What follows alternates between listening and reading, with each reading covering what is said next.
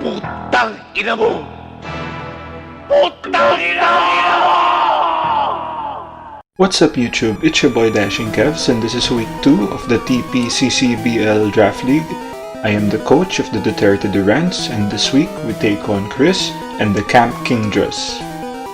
His team has some good synergy with the Rain Sweepers as well as Rain covering weaknesses of Rachi, Trevenant, and Frostmoth.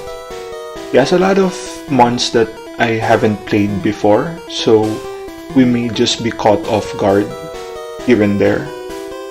I'm expecting Toad, Kingdra, Corsola, Silvally, Frostmoth, Jirachi to come. Let's go ahead and see what he brought.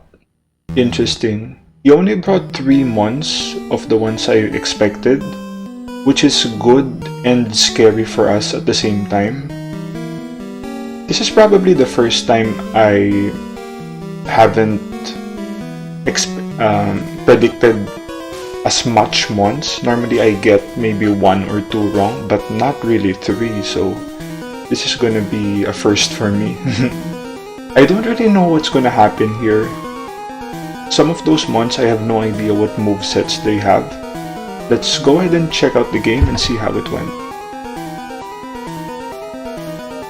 So I lead off with Skarmory as he goes Toad, activates Drizzle. He switches to Kingdra as we go for a Spike. Now, the strat I went for Skarmory here is to have the Maranga Berry so that we get +1 and probably stall most of his mons. Well, it would stall most of the mons that I expected. He goes for Hydro on Kingdra and that does 88%. I did not expect that at all. We may have been in a better position if he just had Scald, but yeah, I'm not ready for these types of players. Normally, if he had Scald, even in the rain, it may have done just around 70, and with the +1, we may be able to live that if we roosted, like predicting it. So we just go for the Whirlwind here as we get the Rapidash. We make the switch to Vaporeon on his SD. Now, this is the type of things I was afraid of, mons that we're not really familiar with, so I was really expecting a physical Kingdra and Rapidash not to come at all. So hopefully he gets scared away by our possible Scald in the rain. That should kill. But he goes for Wild Charge. I forgot Rapidash's fast mon. I kinda checked it out later on after the game. And yeah, I didn't really think that would come. So right off the bat, our Vaporeon, which checks a lot of his teams, particularly Berserker, Toad, and Kingdra, dead on the 4th turn. It's not looking good, boys. We go for Licky Licky here and Max right away, just to scare it off, but he goes for the Swords Dance again. We go for Max Lightning. And he makes a misplay here by going Morning Sun. I don't really agree with that play. He should have just attacked. Maybe with the Wild Charge again, or if he has better coverage moves, because the fire won't really do much due to the rain. And with this electric terrain, our next Max Lightning would do double. I think that's how it works, or maybe plus 50%, so that should kill. And yep, we do get the kill. He goes for a Kingdra with Hydro Pump that does nothing. We get the Max Lightning off. Now, I'm not sure what was the play there if he forgot to max the Kingdra, because he should have maxed there. And now it's in a position where it doesn't really matter if it maxes. We throw a Wish and switch to Grimmsnarl. So that's interesting. Kingdra had Hydro Pump and Surf, both moves. I didn't really expect that. Who knows? Maybe he has Scald as well, right? Maybe he's that type of player. So we set up, he goes for Berserker. We set up a light screen just to make sure we can live the hit, and we go for a T-Wave. And once again, I did not expect that to kill. It's probably gonna do big damage, but I thought maybe we could, you know, survive the hit. But that's my fault, you know, inexperience using mons that I'm not really familiar with. It's a learning process.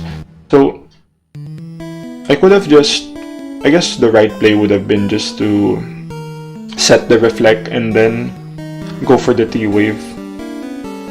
But the reason, yeah, there's not really a reason for me to just go for the T-Wave straight up. It's just inexperience at this point. But at least we got the Rapidash down. That's a big threat that, you know, an offensive threat that we weren't really expecting. Grim goes down, and the reason I wanted that T-Wave badly is to guarantee Skarmory we can outspeed, and we can just roost on this. He goes for an Iron Head that does nothing. We roost again. He gets paralyzed. We set up more layers of spikes here.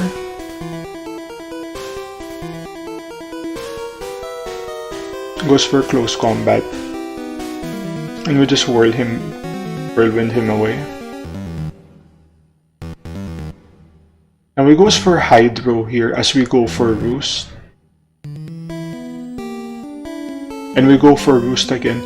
Now this was a big misplay on my part because I totally forgot about Light Screen, and that was the reason the Hydro did so little. So I don't really play using screens like most of my games, so that's something that I need to learn to be more aware of. So had I known that that was the last turn of Light Screen, I could have just Whirlwind again and get more chip on the other mons. But now we're in a position where we may need to sack something here. I go ahead and sack the Licky off. He's actually been quite lucky with the Hydro not missing as well. Those are a lot of Hydros that's not missing. So once again, he has Hydro and he has Scald as well. I'm not sure how to react to that. But we bring in Zam here knowing we can two-shot it from the range it's at. We go Psychic here. Get the KO. Kingdra comes and falls due to the 3 layers of spikes. We make a switch to Skarmory knowing we can live the hit, and he gets paralyzed. That's very good for us. The investment for the T-Wave really paid off there. We get a Roost here. And it goes close combat. And I was like, why does that do so much? And that's because we lose the flying typing. And then we are weak to close combat. So, what do we do here? What do we do? It goes for Iron Head. That's very good for us as we just go for the Whirlwind. He sets up a sub as we go Whirlwind again. That's a good read on our part. And now that Corsola's in front of us, we can just go for the Roost here, which is definitely free. Goes for Nightshade. We go for the Roost. We wall this completely. There's not really much he can do. Goes for Will-O-Wisp, we get the burn. That's not the worst. We do get the Toxic off. He sets up rocks. That's fine. We just keep ourselves healthy, knowing we can stall this thing out.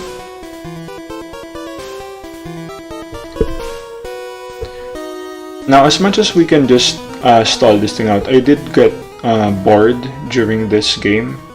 So I kind of wanted to speed things along in a way. Because I'm not really going to lose this exchange with Corsola, but, you know, I tend to take risks I don't need to, so I go for the Whirlwind on Berserker. He goes close combat as we Whirlwind him again, hoping to get the Corsola, but Swoobat comes out. Goes for a CM, that's fine, we Whirlwind again. And now the Berserker is in a very low range, we go for the Ruse as he makes the read for close combat. That's actually his best play, even if we didn't Ruse, so I guess I was content to sack it off there. As we bring out Toxtricity. Now at this point here, not predicting the Swobat to come, I realized that if Swobat is timid, he would outspeed us, both our mons, because my Zam is actually modest. And if he has like Psychic for the Toxtricity and Shadow Ball for Zam, we lose straight up. Now, I'm not sure what other moveset the Berserker has, so I was kinda hesitant about going Shift Gear, but looking back, I should have went Shift Gear because of the possible Swobat threat. We go for Overdrive here, get the Throat Spray, we get the KO, Ursula comes, this will fall as well. So this is also another opportunity. I could have just Shift Gear, and at this point, he goes for the sub, and that really tells me that he doesn't have Psychic. That's gonna be GG, it's dashing. I guess he should know that Overdrive is a sound move that would bypass subs, because that's a thing. And I guess by showing sub as well as Calm Mind, that tells me that he's probably running stored power, because I know people that like to, use Swobat tend to go for stored power over Psychic, just for the damage potential, which is totally understandable, but in certain games it's unnecessary. I asked him after the game what other moves he had, and he did confirm that it's stored power as well as Air Slash, CM sub.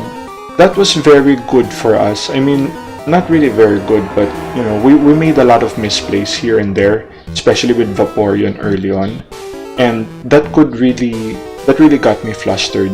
Not gonna lie, I was panicking like during the live battle and trying to look for possible outs, because that Rapidash was really a threat. I may consider drafting Rapidash in future games, to be honest, now that I know some of its potential, especially with SD. So yep, that's gonna be the video. If you like the content, like, share, and subscribe, and I'll see you all in the next one.